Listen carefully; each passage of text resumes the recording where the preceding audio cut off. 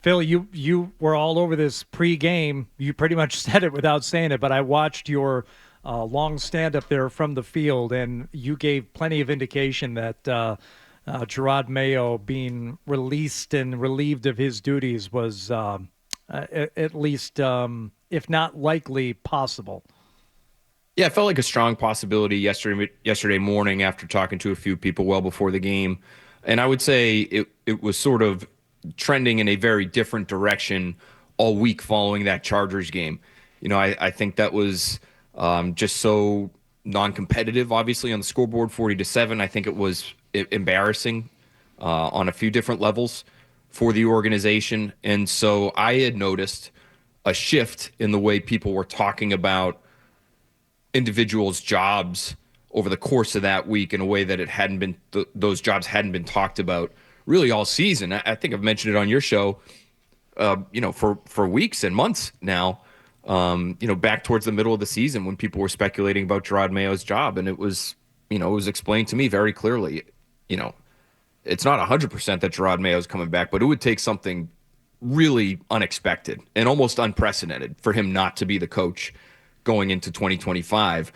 And some of those same people that I spoke to this past week, that their tone had changed significantly. Okay, why? You said on several levels it was embarrassing. What were the, get more specific. What about that besides the loss and the amount of points they lost Lack by? of competitiveness. Yeah, like what are the several levels? Yeah, I would say, effort by the players, especially towards the end of that game, was not where it should be. I would look at a situation like the Ramondre Stevenson is not going to start and then he ends up in the starting lineup as being a small thing on the surface. Antonio Gibson versus Ramondre Stevenson, that's not a huge deal one way or the other. But it was a window into the level of communication or lack thereof on the coaching staff. And so for something like that to happen, that's an embarrassment to a degree. I would even point to something like, and I don't know if these elements that I'm describing now are specific things that ownership is pointing to and saying this is why we need a new coach, but it's indicative of some level of dysfunction. I would even point to Drake May and how he was used in that game, and just clearly suffering a head injury early, not only coming back, okay, he passed the protocol. You don't have to force him back in the game. Not that they had to. He wants to play. And so I get it. He comes back in. But then he plays, and he's playing late into a blowout behind a couple of backup offensive linemen late in that game. He actually hurt his right hand playing behind a backup offensive lineman in Caden Wallace because Caden Wallace basically got buried by a Chargers edge defender, and he ended up falling over Caden Wallace while Caden Wallace was on his back. So, those are the types of things I think ownership would look at and be asking hard questions about. And so you add it onto the way the season overall had been trending, obviously. And I think there are outside factors here too, guys, that are very real. Vrabel? Number one being Vrabel, and number two being sort of just how the fans had turned on Mayo. And I think the Crafts probably looked at the overall environment and said, I'm not sure this guy's going to be – we may believe that he's eventually going to be a great head coach, but it might not be here just because this is going to be such a difficult environment for him to sort of dig his way out of this based on the fan reaction. Okay, from really a point of ignorance, why I'm asking why Mike Vrabel? I don't. You tell me why. Well, I think the relationship really matters. It mattered with Jerod Mayo, and I think it's going to matter here as well. And the way that I understand it is, it seems at least very unlikely that the Crafts will want to go from one rookie head coach to another rookie head coach, and I'm sure they'll go through a process. They have to, by rule, go through a process and interview a number of different candidates here. But the relationship with Vrabel, we all saw just how tight the Crafts were with Vrabel when he came back for his Patriots Hall of Fame induction last year. The kind things that Vrabel said about the organization when he was on the podiums, those things were so kind that it seems to have gotten him into hot water with his employers at the time, and he was eventually fired. And so I think that matters. And Vrabel, guys, I think he's a good coach. I think he's a smart coach. When he had Ryan Tannehill and Derek, playing well, and Derrick Henry sort of at the height of his powers, and AJ Brown, he coached a good team, and they seemed to be smart when it came to things like clock management and in-game decision making. And so I do think there's evidence out there, despite his record. I know he won. I think it was 6 of his last 24 games in Tennessee.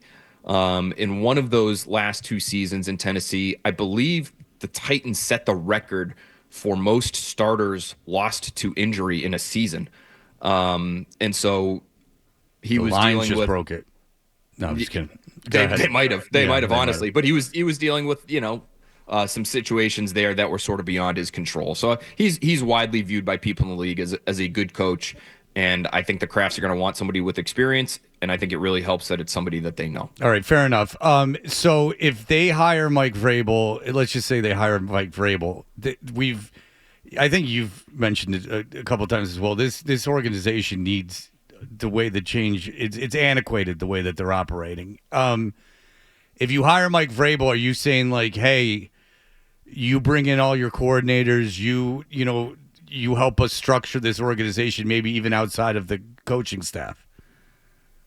I think they would lean on him to a significant degree when it comes to things like that. One thing that I'm interested in is, and we know as of now, there have been no changes. I reported this last night, but there have been no changes to the front office. There have been no changes to the coaching staff outside of Jerod Mayo.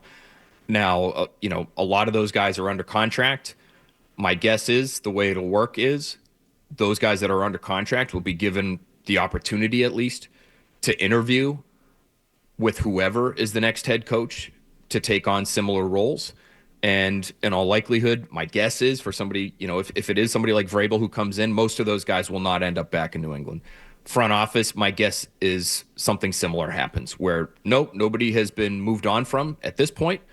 But nothing is guaranteed for any of those guys, Elliott Wolf or anyone else, for 2025. And Vrabel's going to want to come in with a general manager that he knows, whether it's Ryan Cowden, who's with the Giants right now and had been with the Titans while Vrabel was there, or Mike Borgonzi, I think is a name worth mentioning. He's the assistant general manager in Kansas City, overlapped with Vrabel in Kansas City. He's a very highly regarded guy in the NFL, has been with the Chiefs for a long time. By the My way, question Vrabel's is- been in, I'm sorry. By the way, just Vrabel's been in Cleveland this year and helped that franchise. Go ahead, Phil. He has been in Cleveland, and so there's a name from Cleveland that could end up going with I Vrabel hope. wherever he ends up. Tommy Reese is a guy who was the tight ends coach there. This past year, he was Alabama's offensive coordinator. He was at one time Notre Dame's offensive coordinator, and I know there are people in Cleveland who think wherever Vrabel goes, Tommy Reese will be the offensive coordinator with him. My question is, do they have a general manager, guys? Like that, you're talking about modernizing the operation, Fred. They have never had a general manager here in New England. And does that limit the pool of candidates that they are able to attract to come and run their front office? Because for some reason, they just do not want to give out that title. Now, I guess if you're given the powers of general manager and you're paying that person like a general manager, then what does the title matter? But, there are things that the Patriots still do here that other teams just don't do. And they might have to be willing to budge on some of those things to attract the best and brightest. And if they want to get this thing turned around, they have to be open to those types of changes, in my opinion. Actually, good you bring that up. Do you think that the Crafts are willing to do this based on what's happened to them in the last year? I think they will be, and I think especially if it is somebody like Vrabel, and again, I think you don't even make the move off of Mayo unless you feel like you've got a really good shot at Mike Vrabel. If you're Robert and Jonathan Kraft, I think if he suggests it, I think you would take it under strong consideration. And you're not quite back to the Belichick model of having the one guy at the top and he runs the entire football operation. But if you trust him the way I think they would, you might be willing to take his advice on something like that and other things, whether it comes to how the analytics department should look, how nutrition should look, how the weight room should look, et cetera, et cetera, et cetera. So I think they would, if they can get him in here, I think they would lean on him to a large degree. Yeah, because by all indications, he is the everyman. He's out there. He's out there practicing. He's out there with all aspects. He's all with units. Cleveland. Yeah, I mean, no, Look at what he did out there. he'll go out there. He'll run drills with them. He's everywhere. He wants to be involved in every facet. This sounds Oh, like he likes getting his hands dirty, guys. You ever watch him in a joint practice? He'll get his hands right Hold on. on, you're He'll doing it grab that wrong. Let me chest show plate. you. Yeah, He'll throw you around. He'll like a he'll- Bobby he'll toss Valentine. you around. He doesn't care. He doesn't It's care. like He's a Bobby football guy. Valentine. He's roughhouses is what he does.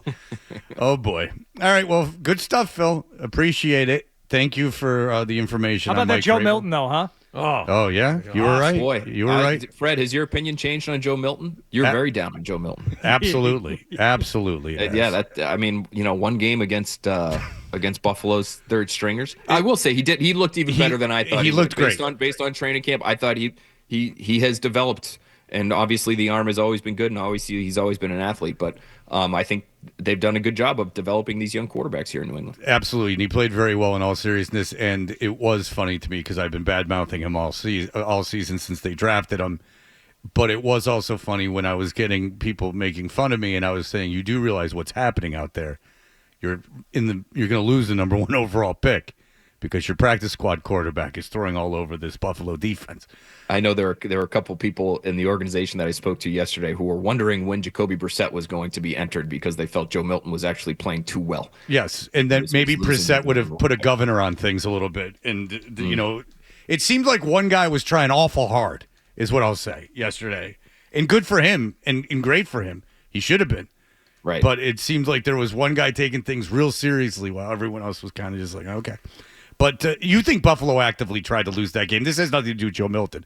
But at the end of that game, Buffalo was actively trying to lose. Oh, yeah. And I think you could do it under the guise of, we're just trying to shorten the game, Yes. right? We're just trying to run clock. We don't want to get anybody hurt. We've got the playoffs to worry about. But, the way they handled the play calling and the personnel. And listen, the Patriots handled their personnel to lose the game, too. I mean, they can all say they were playing to win yesterday, but you got Drake May out of the game with one series into it. You get, Hunter Henry didn't play. He oftentimes plays through things. He wasn't even active. Half their defensive starters were out of that game. So maybe they could have done a little bit more. Maybe they could have given the ball a little more to Terrell Jennings instead of Antonio Gibson. Maybe they could have thrown the ball a little bit more to Javon Baker instead of Kayshon Boutte. But they clearly managed that thing, I think, in such a way that they were hoping they lost. Yeah, it was maybe almost like they had marching orders and who to play, but then when it came time to play, they were saying we're gonna call this game to win. And maybe they knew going in that he was getting. Maybe he knew. Do you think Mayo knew before the game he was getting blown out? He had to have an idea. I think he had to have an idea because I think that Schefter report. Yep. I'm not sure how much they're watching pregame live on NBC Sports Boston. I hope they're watching. I don't know how much they were watching, but I think based on the Schefter reporting, that probably got around pretty quickly, and that broke when I was on the pregame show on the Sports Hub, and that was about 11 o'clock, like 2 hours before kickoff. So my guess is they saw that and they had a good idea of what was going on. Well, if they were at Logan Airport, they saw you because those TVs can't get enough of NBC Sports Boston, my friend. Love it. Thank you, Logan. All right. Thanks, Phil. We appreciate it very much. All right, guys. If you like that clip, and how could you not? Check out more videos from Toucher and Hardy here. Point slightly up and to the left. For more Patriots analysis and opinion, hit this playlist. Point slightly down and to the left. And for the latest from the Sports Hub, download at 985thesportshub.com.